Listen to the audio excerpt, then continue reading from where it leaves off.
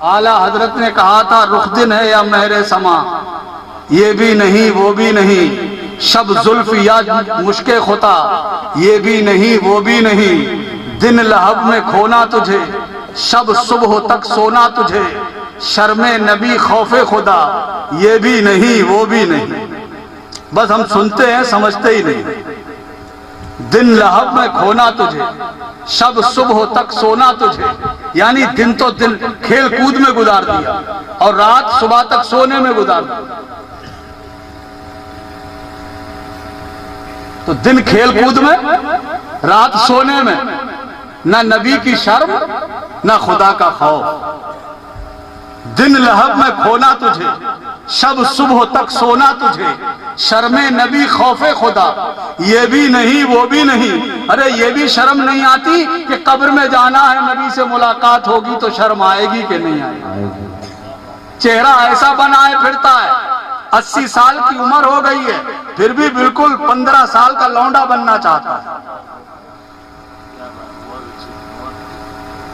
कब्र में पैर लटक रहा है, पेट में हाथ नहीं रही, मुंह में दांत नहीं रहे, अब क्या बाकी रह गया? आप किस बात की तमन्ना है? बचपना आके गुजर गया, जवानी आके चली गई। अब वो हमारे इलाके में कोई कब्बाल हुआ करता था किसी दौर में, वो कहता था अब झुक के ढूंढता है जवानी किधर गई। यह हाल हो गया, मगर नबी की सुन्नत अभी तक चेहरे पर रखने की तौफीक नहीं हुई। ये कभी सोचा ही नहीं कब्र में जाऊंगा जहां बेटा साथ न देगा, बेटी साथ न देगी, घर वाले साथ न देंगे, सब वहीं पर मुझे डाल के चले आएंगे, मिट्टी के नीचे दफन करके चले आएंगे, कोई पलट के देखने वाला नहीं होगा। बाप का हाल कब्र में क्या है, भाई का हाल कब्र में क्या है, बेटे का हाल कब्र में क्या है, उस पर क्या गुजर रही है, कभी कोई देखने नहीं आया। अगर कोई आने वाला तो वो कोई और नहीं, जिस नबी की सुन्नत तू छिला छिला के पुतनालियों में फेंक रहा है, वो मदीने वाले मुस्तफा तेरी कब्र में आने वाले हैं। सुभान अल्लाह, सुभान अल्लाह। उन्हें कैसे चेहरा दिखाएगा, उन्हें कैसे चेहरा दिखाएगा? फरिश्ते हम पर मुसल्लत है, हमसे सवाल पे सवाल दागे जा रहे हैं। मन रब्बों का, माँ दीनों का, मन नबियों का, हमसे पूछे चले जा रहे हैं। माँ कुंता तकुलू फी हक़्क़ि हाज़र रजुल, इस ज़ाते गिरामी के बारे में तू क्या कहता था? बोल तेरा रब कौन है, बोल तेरा दीन क्या है, हमें कुछ पता ही नहीं। हम ला ला अदरी बखां का बखान किए चले जा रहे हैं। ला ला अदरी, हाय हाय मुझे कुछ पता नहीं, हाय हाय मुझे कुछ पता नहीं। मैं तो दुनिया ही में मगन था। मैंने उसका माल मारा, उसका माल मारा, उस गरीब का गला घोट दिया, उस गरीब से सूद की शक्ल में मैंने उसके अकाउंट से आखिरी रुपया भी निकलवा लिया। जब पैसे खत्म हो गए तो मैंने घर भी छीन लिया, उसकी जमीन जायदाद छीन ली, उसकी प्रॉपर्टी छीन ली, बच्चों को बेसहारा मैंने भटकने पे मजबूर कर दिया। मैं ताकतवर था, अपने ताकत के जोन में माल इकट्ठा करता रहा, दौलत इकट्ठी करता रहा, बंगले बनवाता रहा, कोठियां बनवाता रहा, प्लाटिंग करता रहा, ताकि मेरे बेटे ऐश करेंगे, ताकि मेरी आने वाली नस्लें मजे मारेंगी। हाय हाय मुसलमान, गुनाह तूने किए, सजा तुझे मिलेगी और मजे तेरे माल से दूसरे मारेंगे। तुझसे बड़ा बेवकूफ कौन होगा? सोच, गुनाह मैंने की, सजा मुझे मिलेगी। मेरी कमाई से जो मैंने हराम देखी ना हलाल, जायज देखी ना नाजायज, वो दौलत मैं जमा करता रहा आने वाली नस्लों के लिए, जो मुझे कब्र में उतार के चले गए, पलट के उन्होंने कभी देखा भी नहीं। एक बाप क्या तमन्ना रखता है, एक बाप की आरज़ू रखता है, एक बाप की आखिरी ख्वाहिश क्या होती है?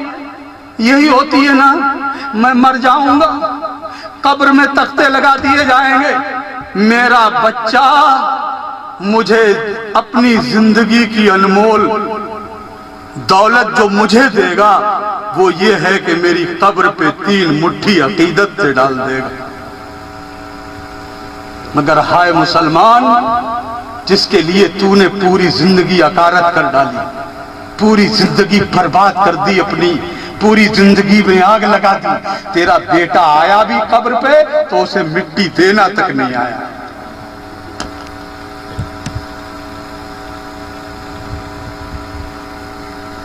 उसे मिट्टी देना कब्र पे नहीं आया। जनाजा सामने रखा है, आपकी बस्ती के परहेजगार उलमाए अहले सुन्नत में से कोई जनाजे के लिए आगे बढ़ा, जिसके लिए तुमने सरमाया जमा किया था, दौलतें जमा की थी, माल जमा किया था, वो बच्चा तुम्हारे पीछे खड़ा है। इमाम साहब ने नमाज जनाजी की नीयत की, अल्लाह अकबर।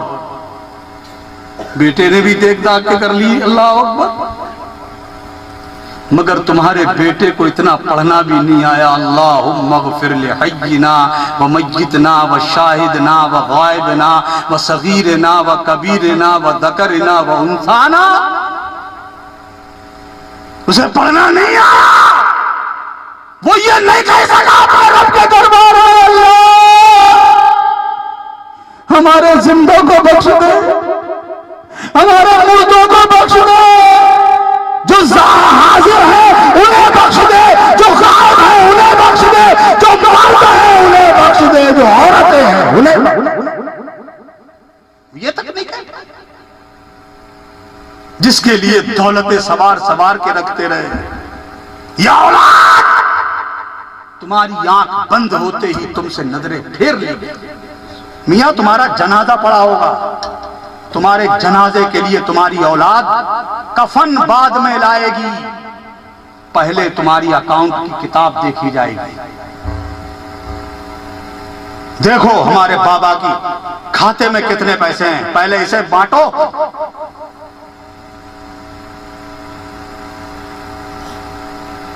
और लाएंगे भी तो वही मामूली सा कफन।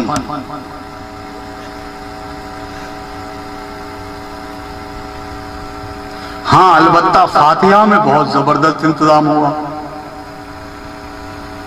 फिर तो काजू भी होंगे, बादाम भी होंगे, छुआरे भी होंगे, खजूरें भी होंगी, फिर तो कीविया खजूर होगी, और मौका लगेगा तो अजवा भी ले आएगा। फिर तो सेब, संतरे, काजू, बादाम, समझे आप, चीकू और दुनिया का कोई फल, मौसमी बेमौसम। अब तो हर मौसम का फल दस्तयाब है, सारे फल मौजूद होंगे, तरह तरह के पकवान भी होंगे, तरह तरह के शामी कबाब और बकरे का और बड़े का और मुर्गे का और क्या क्या बिरयानी और तिरयानी। फिर तो कोई खाना भी नहीं बचेगा, फिर तो लंबा दस्तरखान सजेगा फातिहा के लिए।